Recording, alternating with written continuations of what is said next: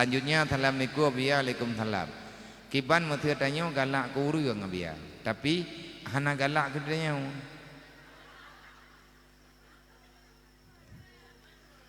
Kok jai masalah kampungnya kok.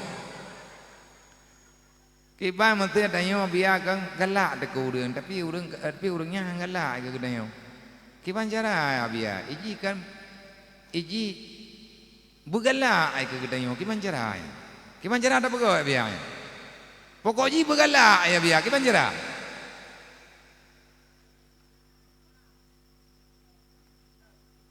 Anak aku nong pegah ya.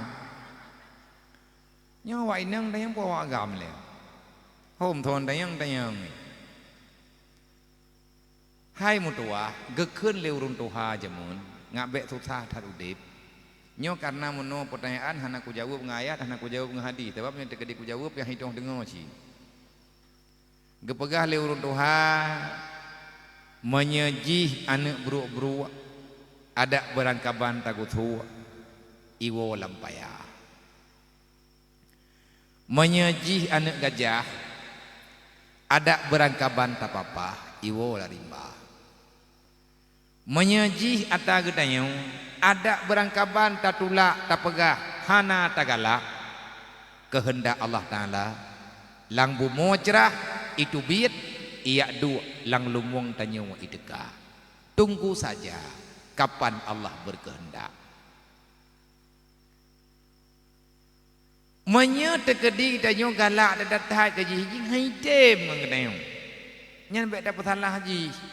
Pesalah Allah. Kehendak Allah haji hai tem.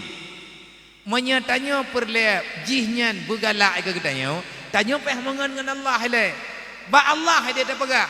Ya Allah nyen hamba dronnya ilong galak ku. Nabi jih kelong ya Allah. Man ngak gedengar oleh Allah Taala bagi ban. Tamangan dengan Allah, ta ibadat kepada Allah, baik lawan Allah. Yang baik cinta ditolak, dukun bertindak. Nyoman dua kelang kuburan re. Hana mohoja.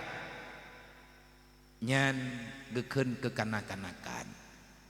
Nauragam gak laki anak daragop hai tim duduk hai tim dengan agam lain hai anak mutua kan hai tim darahnya ngegeda pecit ikah ro kalake perumuh gop lang adali Allah Taala geduleh jikan perumuh kah kiban cara kalake mangkala kumai tunangan nabi hai tim bagi bekatro ada pelami je mekan atakah joy gop dan betam bagi kita hadir karena Allah, kita bertemu karena Allah, berpisah juga kehendak Allah.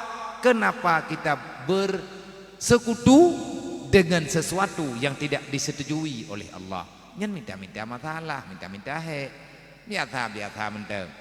Hai ti midaranya udit urinang nang dunya nyo kali kepegah li nabi menyakaki dunya karena kiamat tidro uragam barek payah gemeng kawin ngan urinang lan dunya nyo ngan lako mendum hidro-dro uragam menyekat toang itu beda je payah gemeng kawin mempluh dro urinang baru nalako bendu urinang ma eje mengkawin mempluh dro hanje hai mengkawin bulan tepo ngat hip dan tanya yang kana-kana lako bek kriya jepo tayang kengon beju habulu minanna benau di sosial kedayo kalih nai tanya lako melihat hun pegah balako kajian tamah ngon bek lung tok